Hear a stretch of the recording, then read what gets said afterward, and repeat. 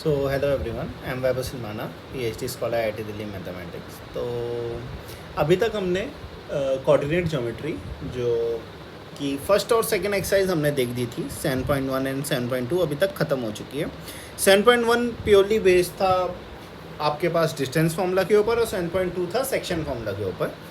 और अब है लास्ट एक्सरसाइज जो है 7.3 और ये बहुत ही छोटी एक्सरसाइज है और इसमें बस एक ही फॉर्मूला है। तो इस वाली एक्सरसाइज से हम एरिया ऑफ ट्राइंगल्स निकाल सकते हैं।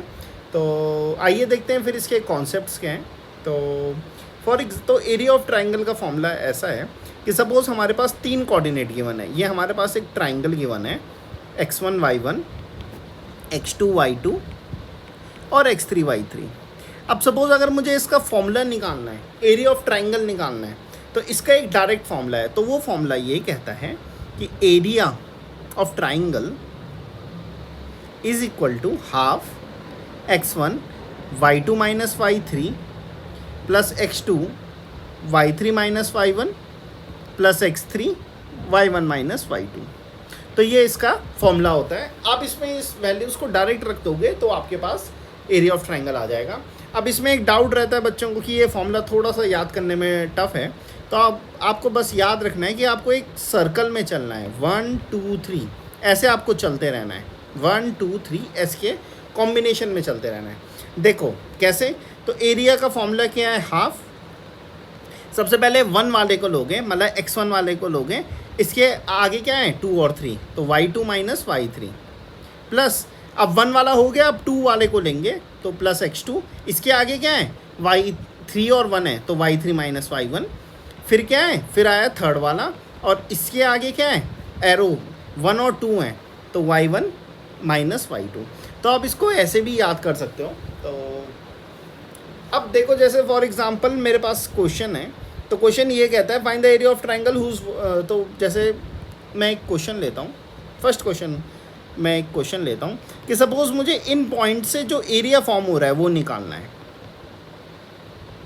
तो ये आपका x1 y1 है, ये x2 y2 है, ये x3 y3 है। आप इसे उठा के बस इस फॉर्मूले में रख दो तो एरिया आपके पास आ जाएगा हाफ। x1 क्या है आपके पास 2, y2 minus y3 0, minus minus 4 मतलब 0 प्लस 4। अब ये आ गया। सिमिलरली आप बाकी टर्म्स भी डायरेक्टली यहाँ पे रख सकते हैं देख के। तो इसको सॉल्व करके आएगा 21/2 जो कि आएगा 10.5 स्क्वायर यूनिट्स।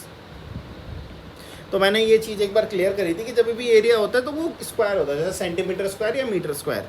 तो जनरली एग्जाम में स्टूडेंट्स सिर्फ इसको 10.5 पे लिख के छोड़ देते हैं, बट ऐसे में हाफ मार्क्स हमेशा डिडक्ट होता है। तो ये वार्निंग है कि कभी भी इसको ऐसे मत छोड़ना। अगर सेंटीमीटर या मीटर की वन है तब आप मीटर स्क्वायर या सेंटीमीटर स्क्वायर लिख लेना, बट नहीं हो तो आपको स्क्वायर यूनिट्स लिखना पड़ेगा।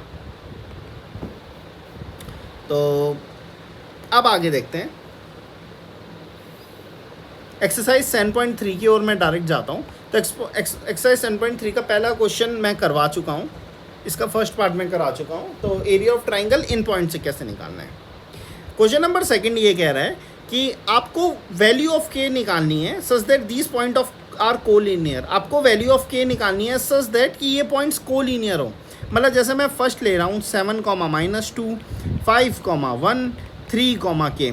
अब मेरे को के को ऐसे सेट करना है कि ये पॉइंट्स कोलिनियर हो। कोलिनियर वो पॉइंट्स होते हैं जो एक ही लाइन में लाई करते हैं। मतलब ए बी सी अगर एक ही लाइन में लाई कर रहे हैं, एक ही स्ट्रेट लाइन में लाई कर रहे हैं तो वो कोलिनियर होते हैं।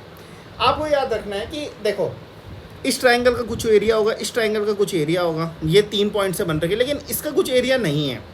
ठीक है, तो एरिया अगर आपको कभी भी बोले कि कोलिनियर लाइन है तो इसका एरिया हमेशा 0 होता है। तो आपको क्या करना है, एरिया का जो फॉर्मूला है half x1 y2 minus y3 x2 y3 minus y1 plus x3 y1 minus y2। इसमें आपको जो एरिया है उसको 0 रख देना है और ये आपको सारी टर्म्स ऐसे के ऐसे ही लिखनी है।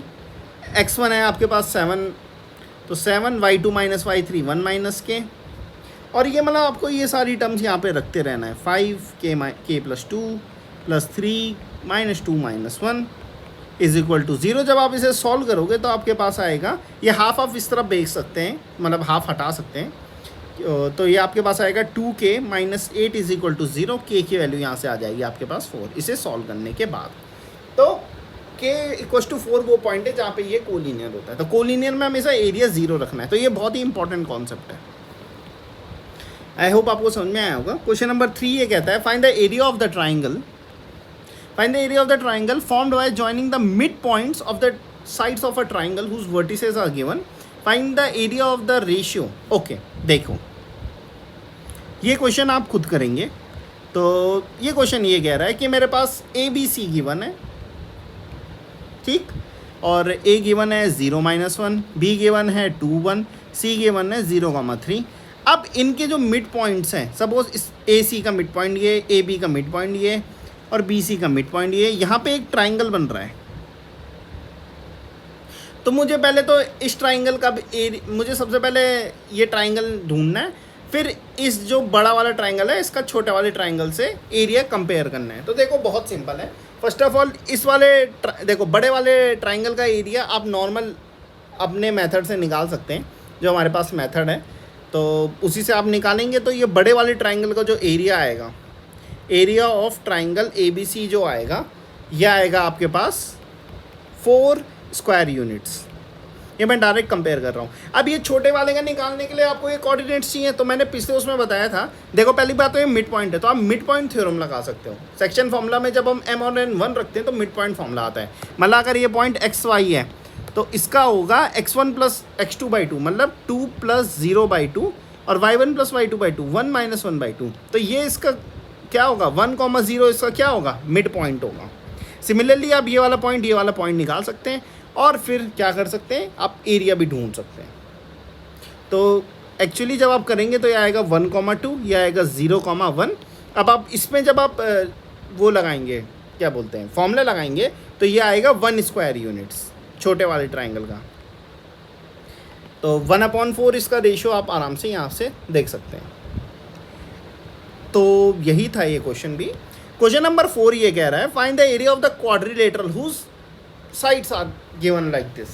देखो कभी भी आपके पास बोले कि क्वाड्रिलेटर का एरिया निकालना है, तो भाई आपको तो पता है, आपको तो सिर्फ ट्राइंगल का एरिया पता है, तो आप इस क्वाड्रिलेटर का कैसे निकालोगे। तो सबसे पहले मैं इसे प्लॉट कर देता हूँ।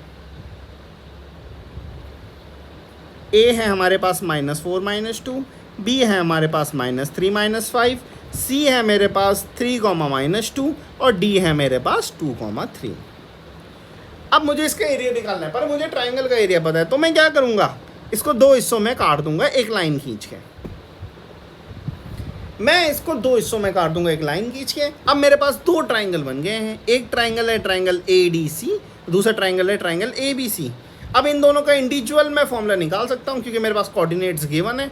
अरे आप एक मतलब आप इसमें डायरेक्ट लगा सकते हो फॉर्मूला, इसका एरिया निकाल सकते हो, फिर आप वैसे ही इसका एरिया निकाल सकते हो, और दोनों को आप ऐड कर सकते हो।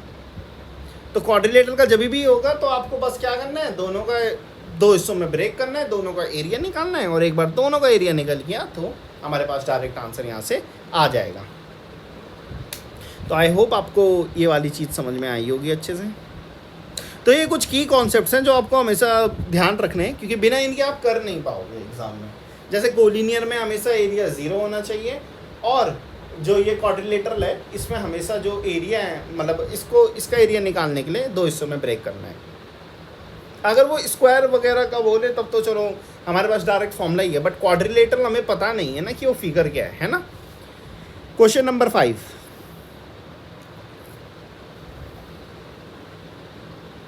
क्वेश्चन नंबर 5 ये बोल रहा है कि the median of a triangle divides it into 2 equal area. मतलब अगर हमारे पास कोई ट्राइंगल गिवन है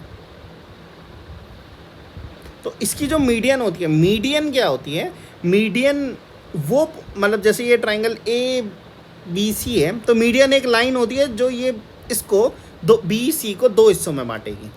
एक एज से अपोजिट एज में, मतलब एक पॉइंट से उसके अपोजिट एज में एक ऐसी लाइन जो उसको 2 हिस्सों में ब्रेक करेगी। जैसे ये एक मीडियन है, इसको D बोल दो, वैसे ये भी एक मीडियन है और ये भी एक मीडियन है। तो ये बोल रहा है कि आपके पास, मैं अभी के लिए एक ही मीडियन लेता हूँ, है ना, ताकि कंफ्यूज ना हो। मैं अभी के लिए एक काम करता हूँ, मैं ये वाली मीडियन लेता हूँ। ठीक है, ए से डी के बीच में मीडियन ले रहा हूँ मैं।